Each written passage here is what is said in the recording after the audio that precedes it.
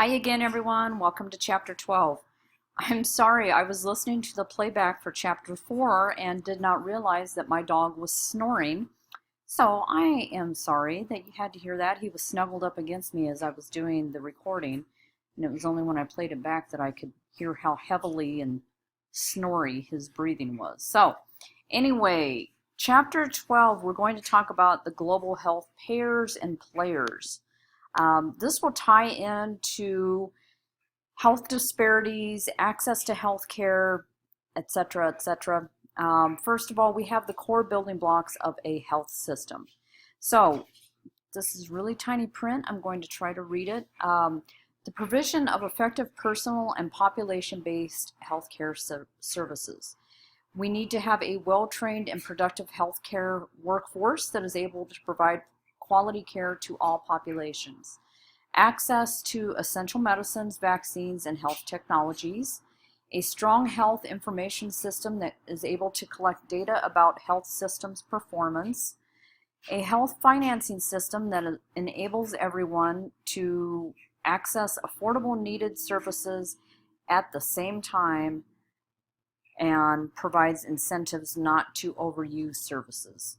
I think I may have typed that in a little bit funny, but this is a key one worth noting. So pay special attention to that. A health financing system that enables everyone to access affordable needed services. And number 6, effective oversight of the system to ensure safety, efficiency, and accountability. So you may be looking at this and thinking, does this apply to our current healthcare system in the United States? Very good question. I would love to hear your thoughts on that.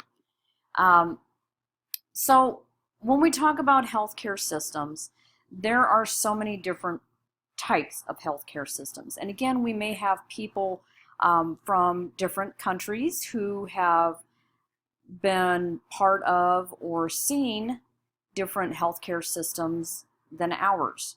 So I'm going to go through a little bit about the healthcare systems that are out there and how ours is different than others, and kind of delineate the differences amongst those. So first one is a universal healthcare government-sponsored system that is paid through a general tax or a government-run social insurance system. So this is known as a single-payer system. Pay attention to that. That may or may not be on the final exam. So the U.S. is one of the few developed countries that does not have a universal health care and is a mix of private, public, and healthcare providers.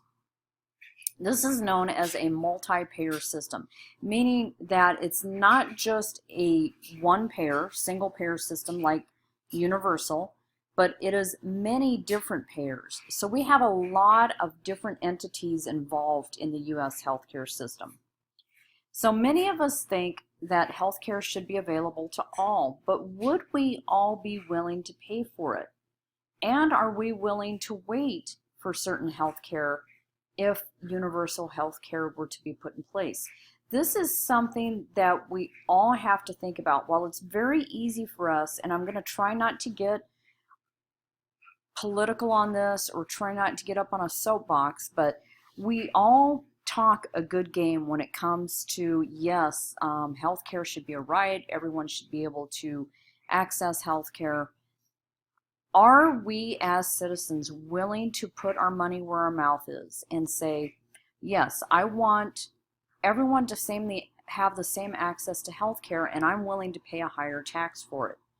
I want you to think about that. We don't need to share this with the class. I will put it out there that I am a believer that health care is a right and not a privilege. And I could go into many, many instances of how that is not the case in the U.S. and how many people, just depending on the type of health care they have, dictates the type of health care they receive. And I'll get to that in just a minute. So think about that. Are you willing to put your money where your mouth is?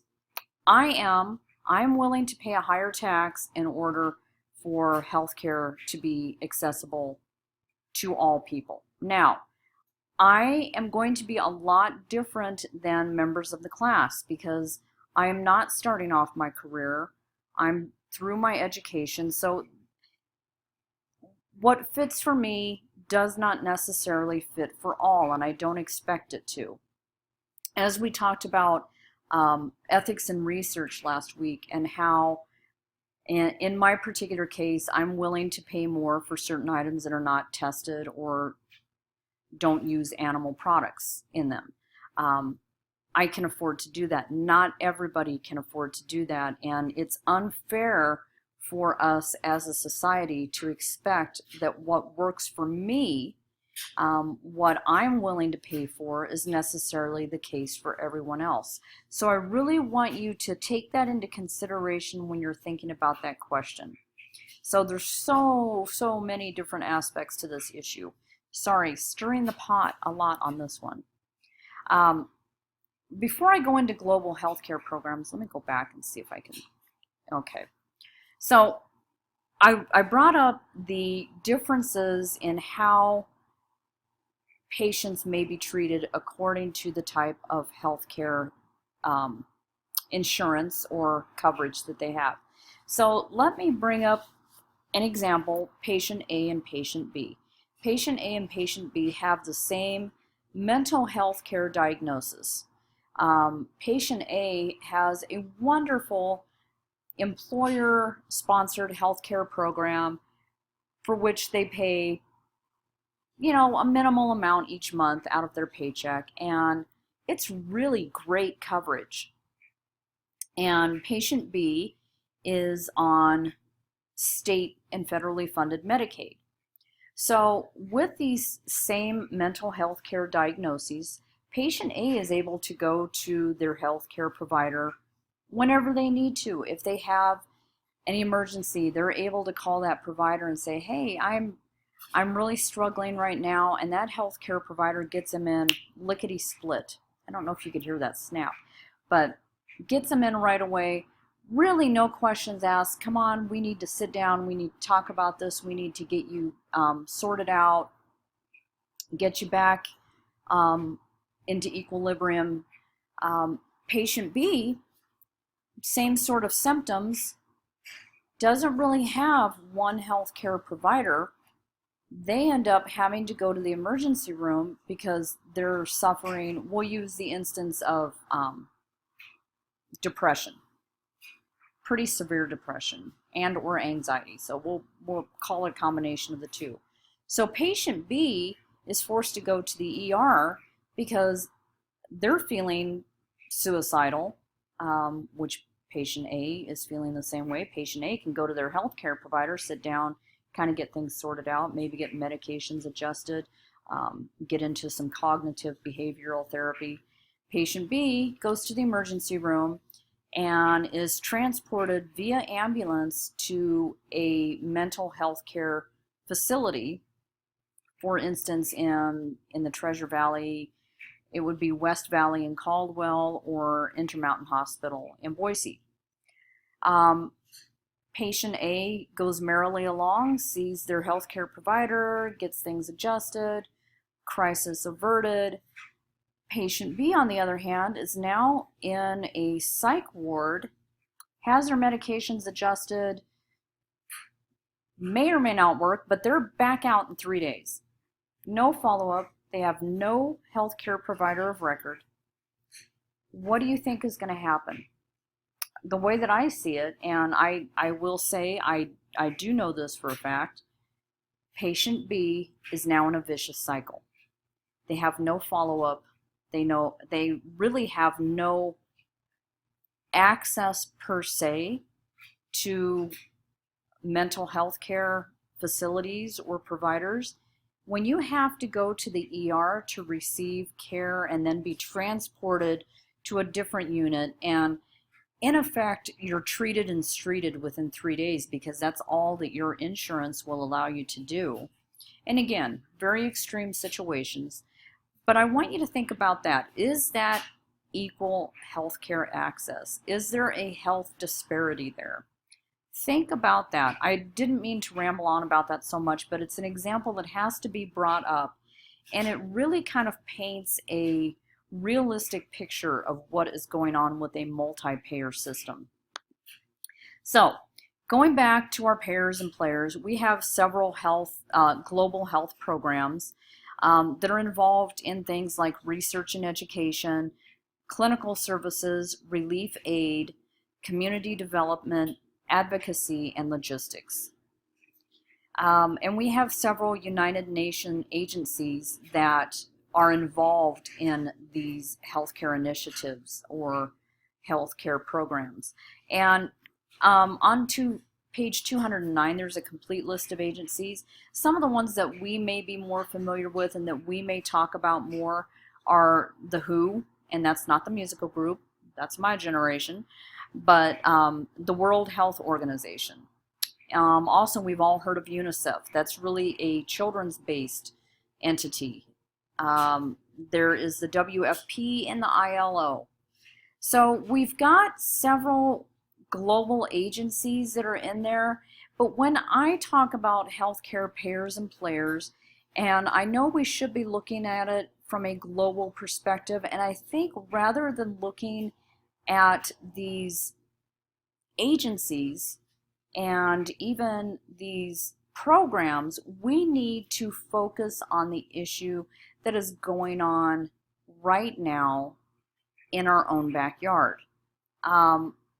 I really want you to think deeply this week about health disparities, about access to health care, how, and I'm going back through the slideshow, how we pay for health. How is healthcare paid for within the United States? What about this? I don't want to call it Obamacare. It was introduced by President Obama, but and I honestly cannot even think of the correct terminology for it. Anyway, the healthcare initiative within the United States, where you are mandated to have health insurance and are financially penalized if you don't. So that's kind of my soapbox moment for this week. Think about it. Didn't mean to get so passionate about it. Yeah, I really did. I am very passionate about many issues, and this is one of them. And I hope that it stirs up some kind of passion within you as well. Excuse me. Especially when we're talking about access to health care.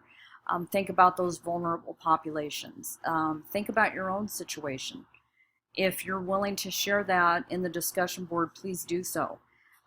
Anyway, everyone, have a great week. I think we can safely say that maybe fall is, if not on its way, really kind of here. I'm looking out the window right now and it's gray skies and it's a little windy. It's cooling off a little bit. The apples are ready to pick. So enjoy your week. Hopefully I haven't put too much on your plate for it this week. Again, any questions, please email me or use the Ask My Instructor link on Blackboard. Have a great week, everyone. Stay healthy. There's some bugs going around. I will talk to you next week, and I will be on the boards this week as well. Thanks, everyone.